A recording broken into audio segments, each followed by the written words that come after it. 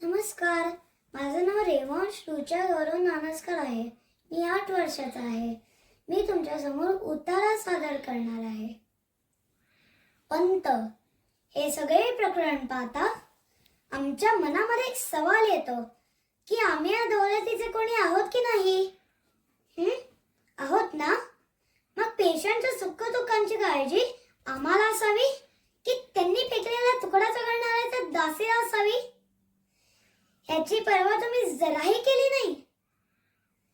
काय आबाजी नाईक, सही बोलतो ना आम्ही? आम्हाला वाटलेलं होतं झालेली चूक तुम्ही कबूल कराल आणि तो हत्ती सरकारच जमा कराल, पण पेशंटच्या नात्याचा गैरफायदा घेऊन तुम्ही आपले चालूच ठेवलेले आहे. ते आम्ही अजिबात सहन करणार नाही. ध्यानात ठेवा, आम्हाला हे पेशवेपद छत्रपतींनी दिलेलं होतं. का? तर आम्ही सेवा करावी म्हणून, यश संपादन करावं म्हणून, दौलतीची वचनपूर्ती करावी म्हणून.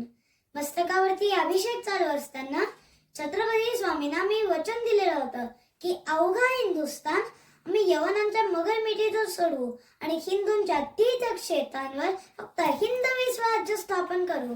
आणि जर तेच करायचं नसेल तर आम्ही पदं का मिळवावीत? सांगा ना, आम्ही पदं का मिळवावीत? आम्हाला हे काहीच पटत नाही. शत्रूशी तह आम्हास मान्य आहे. आणखी एक गोष्ट, पंत, त्या फिरंग्यांना कळवा, म्हणावं शत्रूंशी युद्धात मिळवलेले गलबतं परत करण्याचा मराठ्यांचा रिवाज नाही म्हणावं. त्यांची कारस्थानं आम्ही ओळखून आहोत.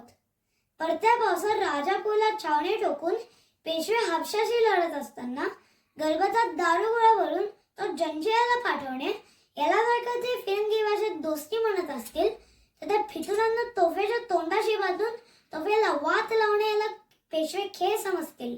त्यांना ताकीद द्या.